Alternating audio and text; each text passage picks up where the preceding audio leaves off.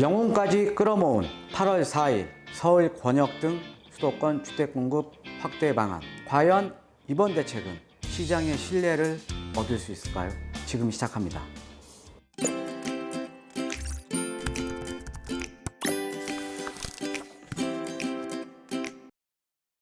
네, 안녕하십니까? 드림문사투자연구소 정창래입니다. 자, 이번에 우리가 예고됐던 대로 8월 4일 날 이제 주택 공급에 대한 대책이 나왔습니다. 그래서 이번에 같은 경우는 그동안 제가 이제 말씀을 드렸듯이, 그러니까 이번에 22번째 대책에도 불구하고, 이번까지 지금 23번째죠.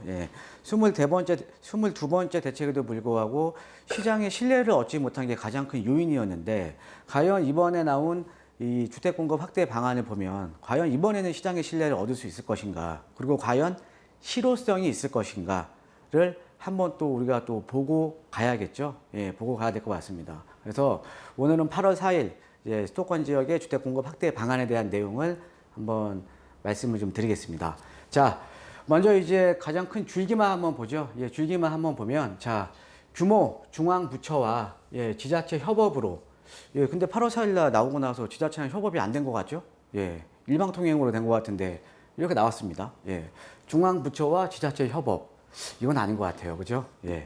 자, 모든 가용 정책수당 점검하여 26만 2천호와 플러스 알파를 마련했다. 그 다음에 대상은 서울 권역 등 필요한 주택을 실수요자 대상에 집중 공급하겠다. 자, 이거 3년 전부터 시장에서 말했던 거 아닙니까? 그죠? 3년 전부터 외곽 지역이 아니라 수요자들이 필요한 지역에 주택 공급을 해줘야 된다. 그죠? 수요자들이 원하는 지역, 수요자들의 니즈가 있는 지역, 수요자들이 가고자 하고 싶어 하는 지역으로 주택을 공급해 줘야 된다. 줄기차게 요구했던 거 아닙니까? 시장에서? 자, 근데 나왔네요. 서울 권역 등에 필요한 주택을 실수요자 대상. 그래서 이번에 나온 내용이요. 서울 권역이 들어갔습니다. 최초로. 서울 권역 등. 서울 권역이 들어갔다라는 거죠. 그래서 방법은 군부지와 그 다음에 이제 공공기관이 이전한 기관 부지 등 신규 택지를 최대한 발굴, 그 다음에 노후 단지를 고밀도 재건축하여 도심 내 주택 공급하겠다. 라는 내용입니다.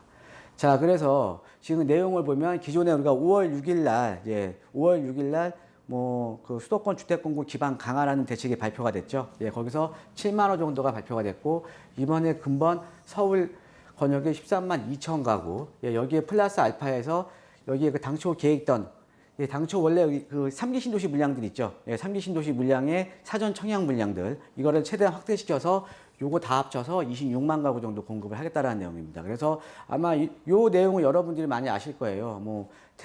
신규 택지 말고 태닝이라던가 상암대행시라던가 용산 정비창 부지라던가 아니면 이제 캠프킨 부지라던가 이런 그 유휴부지나 군부지, 그 다음에 3기 신도시 용적률 상한 및 기존 사업 고미라, 이런 내용은 다 아는 내용 아니겠습니까, 여러분들? 그래서 가장 중요한 예와 그 다음에 예를 한번 살펴보려고 합니다. 오늘은 가장 중요한 예하고 과연 공급이 될 수가 있는 것일까? 한번 특히나 이제 정비사업 쪽으로 해서 제가 한번 살펴보려고 해요. 자, 그런데 이번에 나온 대책들을 한번 살펴보면요. 대책들 살펴보면 이번에 어찌됐든 시장의 신뢰를 얻기 위해서 정부에서도 상당한 고심을 했겠죠. 상당한 고심을 했는데, 저는 이번에 나온 대책을 한번 살펴보니까, 그렇게 고심을 했는데도 정말로 서울에 주택 공급할 데가 없구나. 정말로. 저는 이런 걸 느꼈습니다. 자, 아마 여러분들도 아마 똑같은 생각을 아마 하셨을 거예요. 이렇게 이런 도심 지역의 노후된 지역, 재건축, 재개발 지역 고밀 개발하고, 그 다음에 모든 가용수단을 총동원했다라고 지금 벌써 정부가 인정하지 않았습니까? 그럼에도 불구하고, 그만큼 서울에 주택 공급할 데가 없구나. 라는 거를 저는 다시 한번 느꼈습니다. 뼈저리게 느꼈습니다. 자, 한번 보시죠. 자, 그러면 8월 4일 수도권 주택 공급 확대 방안에 대한 의의를 한번 살펴보면, 자, 고밀 개발. 자, 이거는 3기 신도시도 더 고밀도로 개발하겠다. 그죠? 그 다음에 도심권도 고밀도로 개발하겠다. 라는 내용 아닙니까? 그 다음에 준주거 지역 또 같은 경우도 더 고밀도로 개발하겠다. 그러니까 고밀 개발이 지금 이제 화두죠. 그죠? 그만큼 이 고밀 개발이라는 건 어떤 거예요? 정말 서울 도심 내 주택 공급 용지가 부족하다라는 어떻게 보면 반증이겠죠. 정말로. 그죠? 자, 그 다음에 이렇게 되면 아까 뭐 택지 물량이라던가 이런 데들 이렇게 뭐 개발하게 되면 공공 분양 물량이라던가 그 다음에 정부 의도대로 공공 재건축이라던가 이런 것들이 활성화가 되면 공공 분양이라던가 임대 물량이 좀 증가를 할 수는 있겠죠. 그죠? 그래서 근데 이 물량이 과연 충분한가? 그 다음에 실현 가능성이 있는가? 특히 공공 재건축이나 이런 것들이 실현 가능성이 있는가를 한번 체크를 해봐야겠죠. 자, 그 다음에 우리가 정비사업지의 공공성을 지금 강화시킨 거거든요. 정비사업지에. 예. 그러니까 우리가 근데 기본적으로 우리가 정비사업지라는 거는요. 크게 보면 재개발과 재건축이 있잖아요. 재개발과 재건축은 이거는 토지 등 소유자들이 하는 사업이잖아요. 그죠? 예. 소유자들이 하는 사업이에요. 소유자들이 하는 사업이기 때문에 기본적으로는 민간 사업이라는 거죠. 근데 이 민간 사업인데 이 민간 사업에 공공이 관여를 하겠다. 그래서 공공이 관여를 하면서 예, 여기에 임대주택 공급 물량을 늘리겠다. 라는 내용이 이번에 공공 재건축과 공공 재개발의 핵심 내용 아닙니까? 자, 그런데 기본적으로 이런 거죠. 민간이 하는 사업에 공공이 관여를 한다? 제대로 될까요? 자, 민간 사업이라는 건 뭡니까? 이 조합원들이 하는 사업인데 여기는 많이 남아야지 하는 거예요. 우리가 사업성이라고 얘기를 하거든요. 사업성. 사업성이 많이 남아야. 그러니까 조합원의 이익이 커야 하는 건데 여기에 공공이 관여해서 여기에 임대 아파트 짓고 이렇게 하겠다? 과연 제대로 될지는 저는 좀 미지수입니다. 이거에 대해서 한번 본격적으로 한번 지금부터 한번 파헤쳐 보도록 하겠습니다. 자, 보면요. 자, 이 공공재건축 5만 가구 공급하겠다.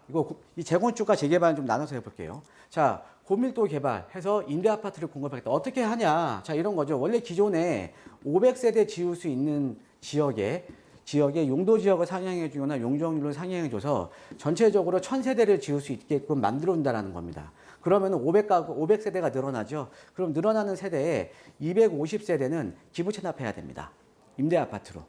네, 임대 아파트로 기부 체납해야 되는 거고, 그럼 조합원의 그 조합 입장에서는 뭐가 이익이냐? 250세대의 물량은 일반 분양을 할 수 있다라는 거죠. 일반 분양은. 자, 이 일반 분양을 할 수가 있는데, 그러면 당연히 조합 입장에서는 일반 분양분이 늘어나게 되면 조합원의 이익이 커지는 거잖아요. 그렇죠? 그래서 우리가 그런 사업성이나 논하는 거죠. 일반 분양이 얼마나 나오냐? 일반 분양이 많으면 많을수록 어떻게 보면 분양 수익이 커지니까 사업성이 좋아지는 거죠. 자, 그런데 중요한 거는 이 일반 분양에 대한 이익을 다 가져갈 수가 있는 게 아니라 재건축 초과이익 환수라든가 분상제에 대한 완화에 대한 내용은 하나도 없어요. 그러니까 일반 분양분이 늘어나봤자 조합원의 이익은 줄어들어 버린다라는 거죠. 그러니까 조합원의 이익이 커지게끔 만들어서 어떻게 보면 사업이 진행이 돼야 되는데 조합원의 이익이 늘어나는 게 아니에요. 예. 분양 세대수가 많으면 뭐합니까? 어차피 비싸게 분양 못하는데 분양가 상한제 때문에. 그렇죠? 그 다음에 개발 이익이 나오면 뭐합니까? 조합원의 이익이 커지면 뭐예요? 재건축 초과이익 환수제 때문에 재건축에 대한 개발 이익에 대해서 환수를 당하는데. 그죠? 그러니까 이런 거에 대한 언급 없이 그냥 이런 거죠. 이 토지라는 거는 이 공공한테 있는 거니까 공공을 위해서 니네가 희생해라. 너네가 희생해서 임대 아파트 공급해. 그러면 우리가 용적률 상향해 줄게. 이게 뭡니까? 할까요? 여러분들 하면 하시겠습니까? 자, 그리고 임대 아파트를 공급을 한다라는 건 이런 거죠. 자, 지금 우리가 신규 택지 중에 지금 태릉 CC, 태릉 골프장이죠. 태릉 골프장 같은 경우에도 지금 사실은 노원구 주민들이 지금 반대하고 있잖아요. 왜 그런 지역을 고밀도로 개발해서 임대 아파트만 공급을 하냐. 그죠? 태릉 CC 같은 경우도 지금 반대하고 있지 않습니까? 노원 구민들도. 그 지자체에서도 지금 반대하고 있는 거예요. 왜 거기다가 임대 아파트 공급하냐.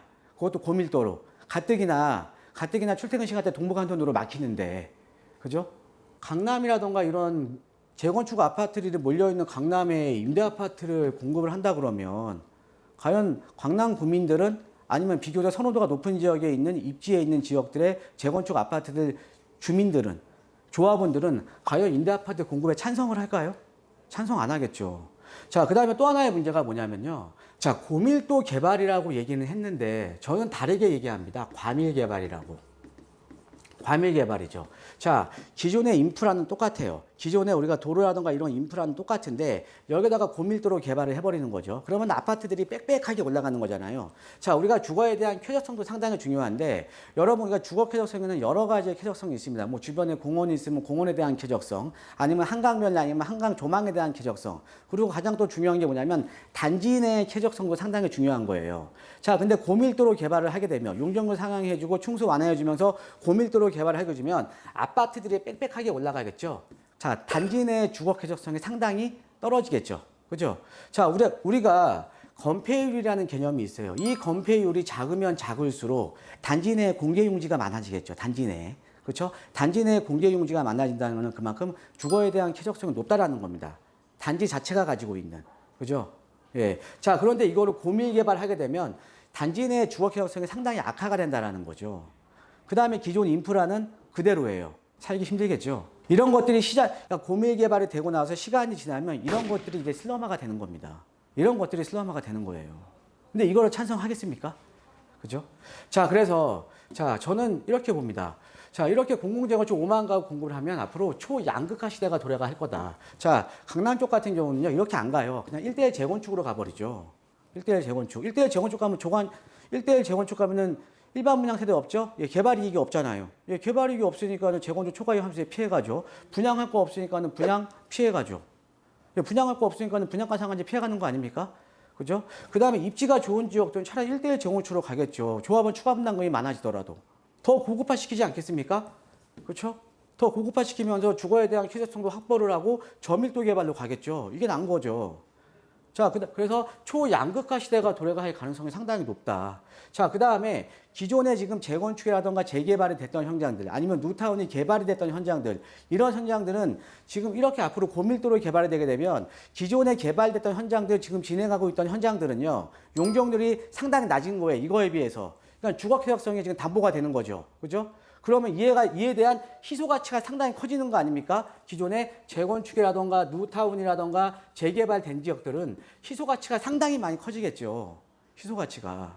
자, 그 다음에 이게 고밀도로 개발이 되게 되면 이렇게 받을 수 있는 데는 기존에 또 진행이 될 수 있는 지역들이 있어요. 어떤 지역이냐면 기존에 내가 가지고 있는 아파트의 용적률이 높은 거예요. 용적률이 높아서 재건축으로 가봤자 1대1 재건축밖에 안 되는 지역들. 1대1 재건축도 입지가 좀 안 좋은 지역들. 이런 지역들은 지금 환영을 하겠죠. 왜? 용적률이 높아지니까. 용적률을 높여준 대신에 임대아파트 공급을 하는데 이런 데는 기용적률이 높은 데는 임대아파트 공급 50% 하더라도 임대아파트 물량이 별로 안 되니까 이런 단지들은 사업성이 개선이 될 거 아닙니까? 이런 단지들은 갈 수 있습니다. 그러니까 기존의 용적률이 뭐 300%대 이렇게 나오는 아파트 단지들이 있거든요. 좀 오래된 것 중에. 이런 단지들은 이제 가능해 하겠죠. 그죠? 근데 이런 단지들에 가봤자 얼마나 많은 임대 아파트를 공급을 하겠습니까? 그죠? 자, 그 다음에 이제 공공 재건축으로 가면서 고밀도로 개발을 한다는 거는 리모델링으로 지금 추진을 하고 있던 지역들에서 재건축으로 또 선의 가능성이 좀 있다라는 거죠. 자, 그런데 전체적인 재건축 아파트에서는요, 지금 조합원이 이익을 보장해 줄 수 있는 재초안이라던가 분양가 상한제에 대한 완화에 대한 언급이 없기 때문에 제가 볼 때는 큰 실효성은 없을 것 같습니다. 자, 그렇게 좀 이해를 하시면 될 것 같고요. 자, 그 다음에 이제 재개발 지역에 대한 내용입니다. 그래서 공공 재개발 지역은 일단 제가 결론부터 말씀드리면 공공 재개발 지역은 좀 활성화가 좀 될 것 같아요. 활성화가 좀 될 것 같습니다. 그런데 이번에 처음으로 정비 해제 구역, 우리가 이제 뉴타운이나 정비 구역으로 지정되었다가 뉴타운 추구 전략으로 인해서 서울에 176개소가 지금 해제가 됐거든요. 근데 이 중에서도 지금 강북 지역에 145개 정도가 있습니다. 그래서 정비구역이 해제된 지역은 공공 재개발 방식으로 가겠다. 그런데 이런 지역들은 갈 가능성이 높아요. 근데 우리가 여기 또 지역도 지금 여기 딱 찍어주지 않았습니까? 강북 지역. 왜 갈 수밖에 없냐. 예전에 이런 데들이 재개발이라던가 뉴타운으로 구역 지정됐다가 해제가 된 이유는 조합원들이 어떻게 보면 사업성이 떨어지니까 상대적으로 이 개발에 찬성을 안 한 겁니다. 그러니까 상대적으로 사업성이 떨어지는 지역이라는 거죠. 그런데 지금 와서 보니까 용적률 상향해주고 기부채납비를 완화시켜주고 어차피 재개발은 임대아파트에 대한 부담이 있거든요. 임대아파트 어차피 지을 거 좀 더 지어주면 되는 거고. 예, 그러니까 당연히 이런 데는 좀 갈 가능성이 높겠죠. 그래서 지금 공공 재건축과는 다르게 공공 재개발 같은 경우에는 재건축과는 좀 틀리죠. 그래서 이런 지역들은 자, 어차피 재개발 같은 경우는 임대아파트 공급 비율도 있고 그 다음에 용적률 상향해주고 기부채납 비율도 완화시켜주니까 어차피 임대아파트 지어야 되니까. 예, 그런데 사업성은 좀 더 좋아지는 거잖아요. 그래서 강북 지역에 아까 언급해준 지역이 강북 지역 아니겠습니까? 강북 지역의 공공 재개발 사업은 좀 활성화될 가능성이 높다. 그래서 여러분들 뭐 이런 지역에 좀 관심 있으신 분들은 사실은 또 어떻게 보면 이런 지역을 좀 이제 좀 관심 있게 주의 깊게 좀 보셔야 될 것 같아요.